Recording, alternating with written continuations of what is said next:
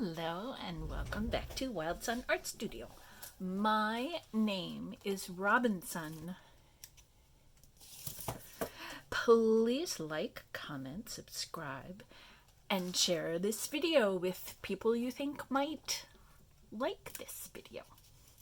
So, I was in a conversation the other day. Why on earth do we make journals? I don't know. Why? So, because I have a curious mind, and because the answer was so obvious to me, it was wonderful being in this conversation where a bunch of us were trying to decide, well, yeah, I guess we were all kind of trying to find words for why on earth would you do such a thing. So the obvious answer came out to write in them. Like a diary.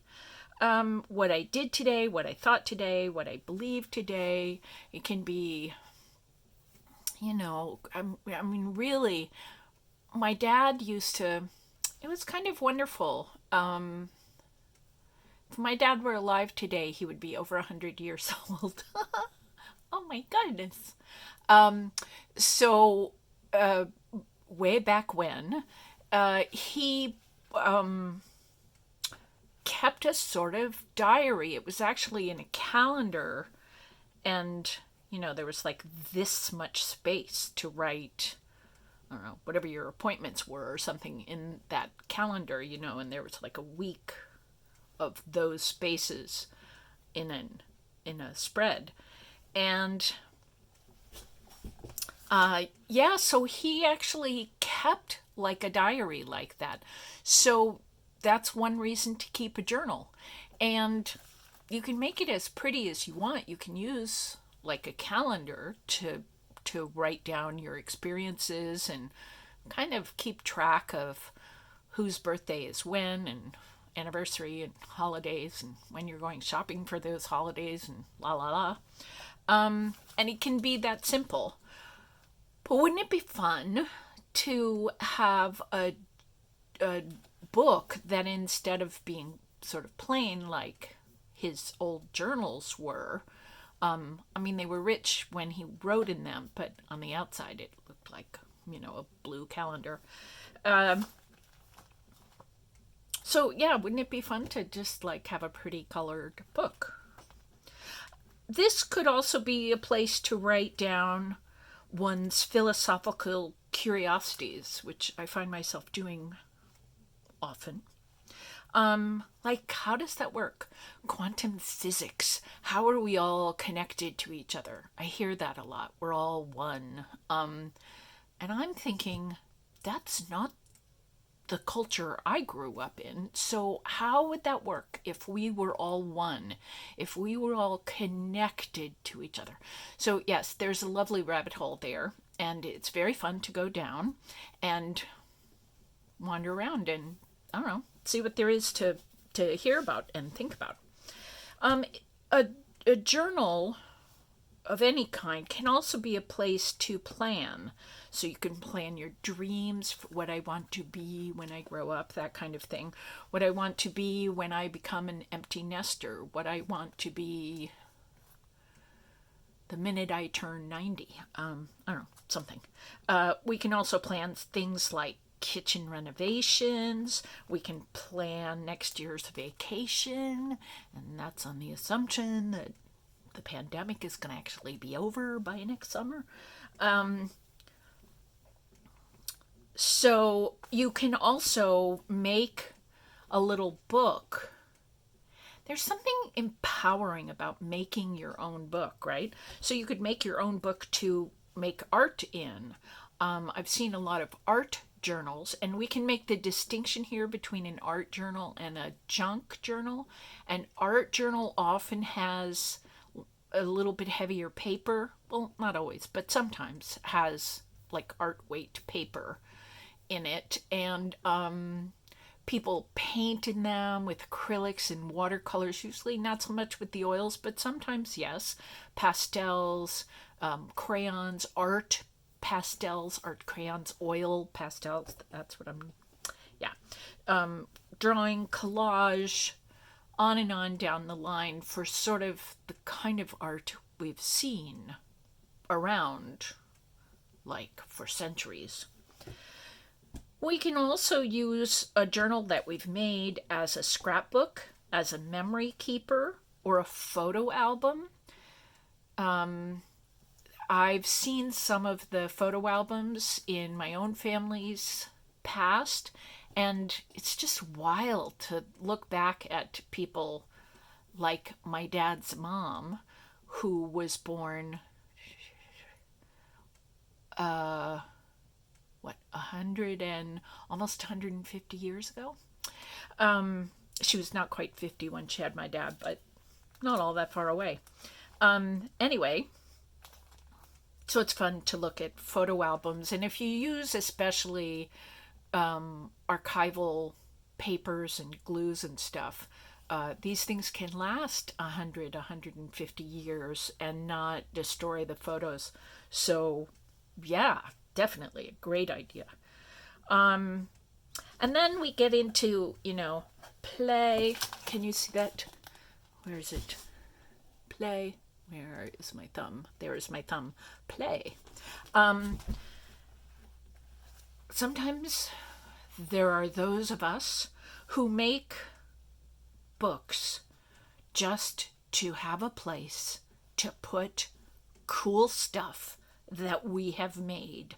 And I'm going to show you a little book that I made before, and I'll flip through in a sec. I have also found, I have been an artist for many decades, and I find that there is a strengthening of one's brain. In our art group the other day, we were figuring out how to do some folding and constructing, and it's tricky. We were on a Zoom call. We've done that a couple of weeks in a row, and it's tricky to be folding an origami like construction, and if somebody doesn't get it right, or fold something forwards rather than backwards, or in the wrong direction, or they missed a step or something, it's a little tricky to hear all of that and see it, perceive it on a Zoom call. So it's really fun to teach that way. So I can, anyway, as we're trying to figure out how to construct and create a thing, our brains have to kind of work hard to make that all happen. And especially if you don't practice art every single day of your life, the way some of us do, then it can just come more slowly, sort of until you learn the vocabulary, until we kind of get there. And so we're trying to figure out, how do I construct that? What color do I want to use? How big should I make this? What size paper should I start out with? What style should I use? Go towards old Victorian, or metallic and shiny, or bold colors, or soft pastels, or there are a million questions to answer. And as we answer all of those things, we practice making choices and deciding what we like or what we don't like, and we gain confidence. And as a teacher of art and a practitioner of art, I love this part about what I see in other people, and that lets me see it in me. When I see it outside of me, then people act like a mirror to me. I see that we feel better about ourselves when we learn how to do stuff. Now, that's been true ever since we first learned to ride a bike, or go skating, or figure out multiplication, or bake your first batch of cookies when you were 7 or whenever that was, all the time when we're learning skills, when we figure something out, it kind of makes us feel good about ourselves. So making journals is a great place. And for me, I'm often aware that making a journal, to have a journal at the end of the process, the world isn't going to stop turning if I didn't glue something straight, or I sewed it crookedly, or I glued it in a wonky fashion, or in the wrong place, or I used the wrong color. I mean, as a finished product, it would be lovely if everything worked perfectly, but even if it doesn't, like, nobody dies from that. So there's a limit to how big a mistake a person could make in making a journal. So these are some of the reasons that I came up with for why on earth do we make journals? And how much time have I got? I have got enough time. So this book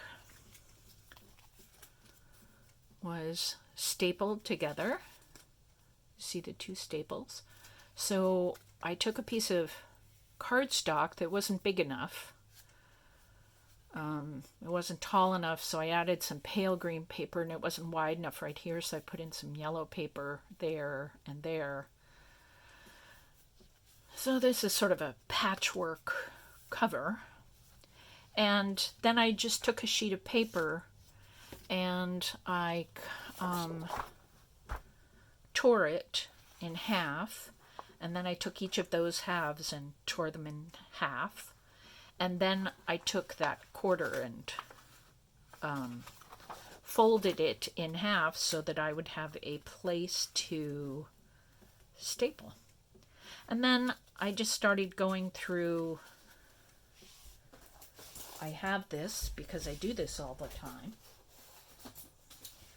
I have baskets of stuff and more baskets of stuff and more baskets of books, little pamphlet books like that. I just sat here making book after book after book. I also have boxes of stuff because,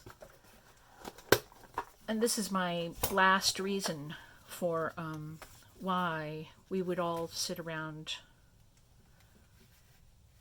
making little books. This is actually one of my roses. Yay!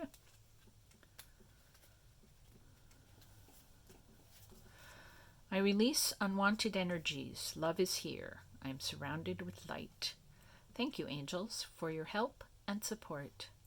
Thank you for your presence in my days.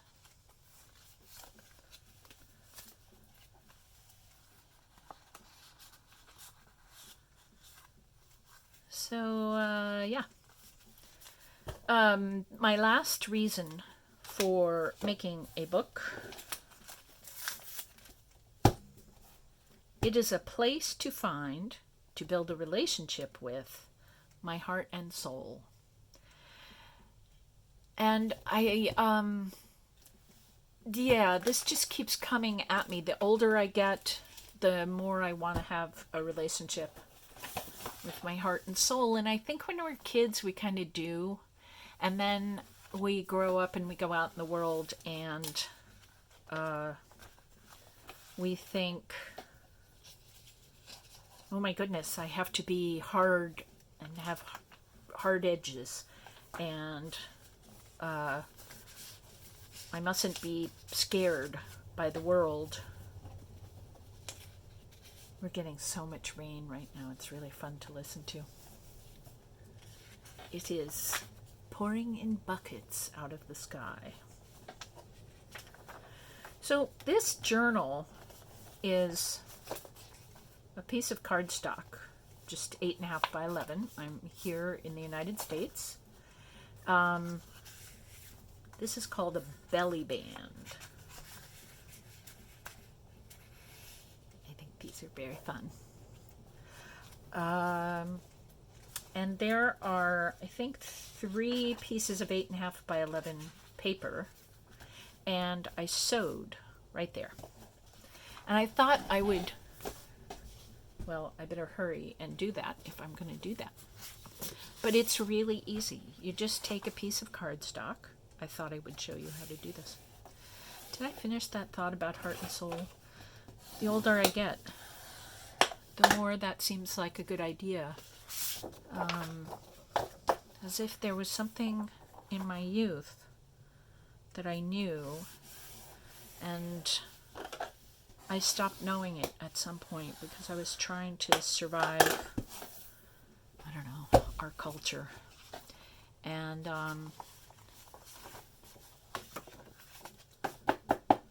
now I want to know again. So here we are. There's the book, and depending on what you put in said book, whoops, it'll get a little bunchy, you know, or it'll get a lot bunchy, and you'll want to put some sort of closure, maybe more elegant than a green rubber band, but maybe not. And the only question is, what are we going to do about connecting all this stuff together?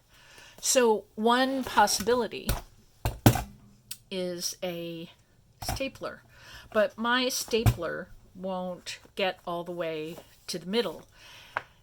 Now, if you don't have a lot of pages, you can kind of fold this and squish it in, and it makes a little bit of a crease, but if you put it under a book overnight, mostly that bendiness will come out.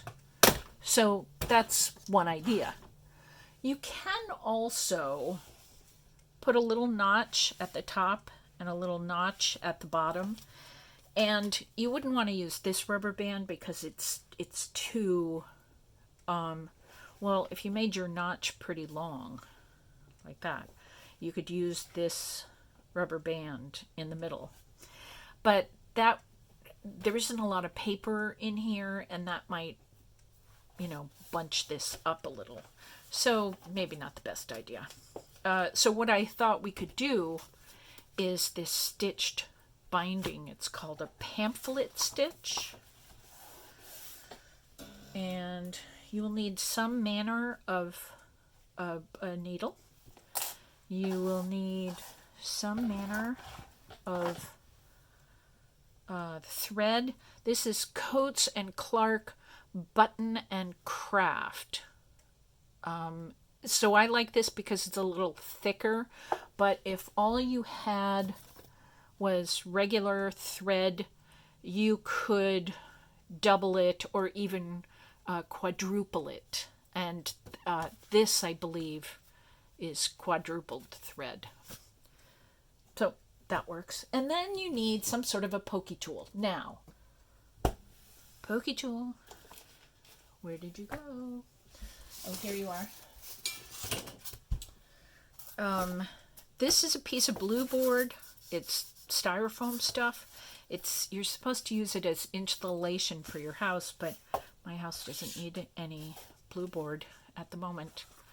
And then, so I just use this as being a place where I can poke and I'm not hurting, like the tabletop or anything. So we need to make 3 holes. You can measure this, but heaven knows we don't have to. But let's just do that for fun and ginger. That was a saying that's really old, and I know it was really old because it did come from my father's family. I think it did. Maybe it came from my mom's. Anyway, this is an 8.5 wide piece of paper. So I'm going to make the first hole at 4 1/4. Now, if you don't have a fancy awl, no problem. You could use your needle, although why dull a needle if you don't have to? So a better idea than that is to just get a push pin. It's a nice little handle and you won't hurt your hands. It's why I like having an awl. Then I'm going to measure 2 inches up and 2 inches down.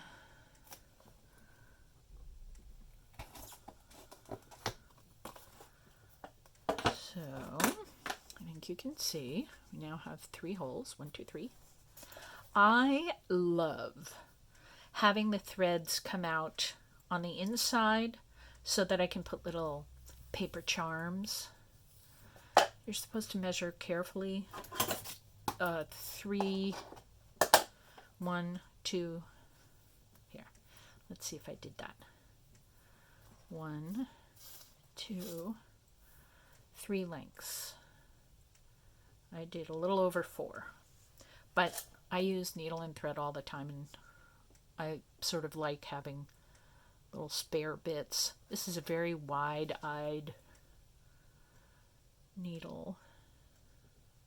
Actually, this is enough. I could do a doubled thread. So I like to have my tails come into the book. Some people like having their tails come out the back, and then you can put little charms on the outside, which is totally great. Checking our time. So I've already made the holes, so getting in there with my needle, it's pretty easy. You can put clips on this and then things don't move around.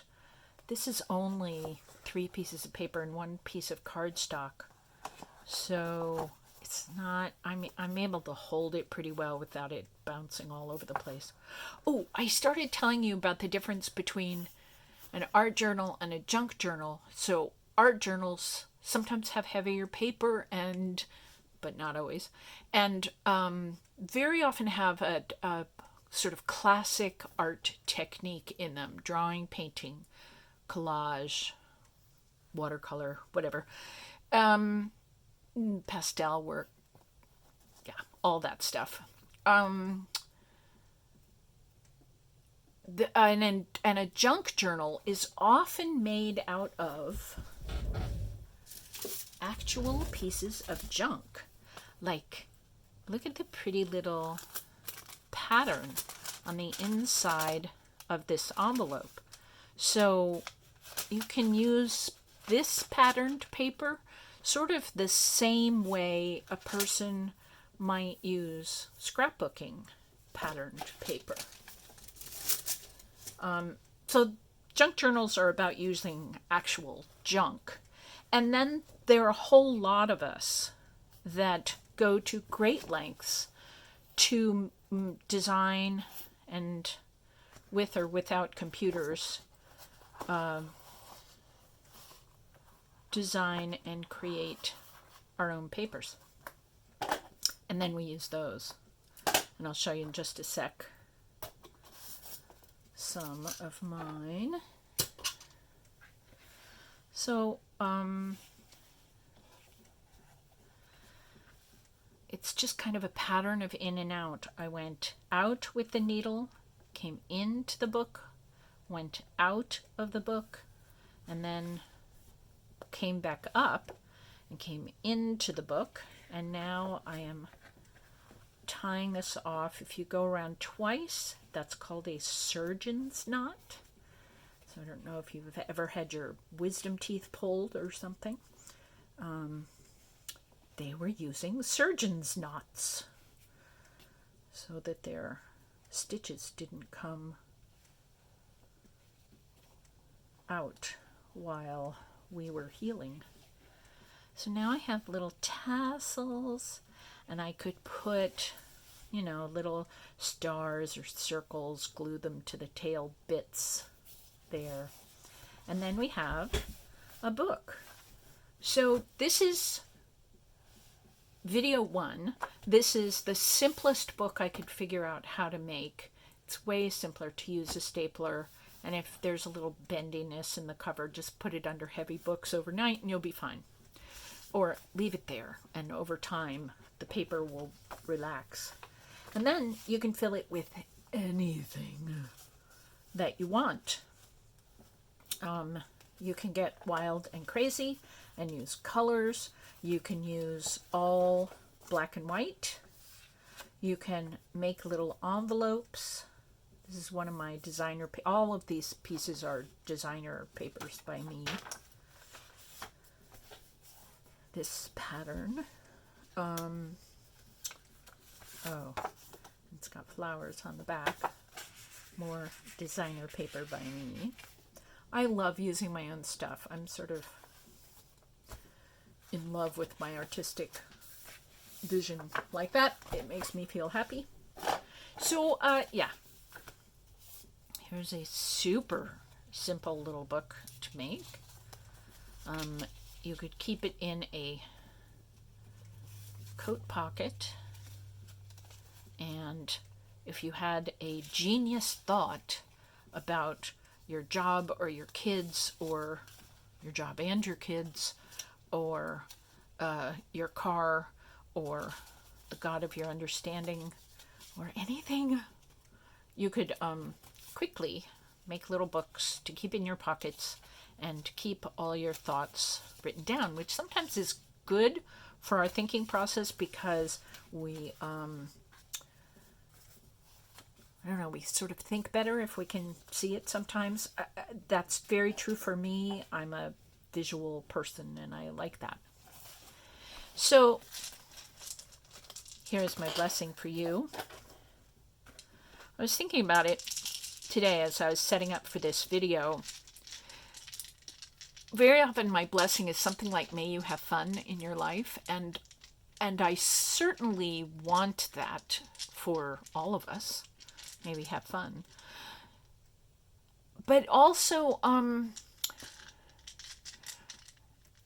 may we let ourselves go to the place where we find our heart and souls, and let art take us there. As we're sitting quietly, drawing little things to put through the copier, and have many copies of little things so that we can cut them out and color them and glue them into our little handmade books. While we're being quiet like that, I find, and I watch in other people, that first of all we settle down and we kind of calm ourselves from the chaos of the rest of our lives. And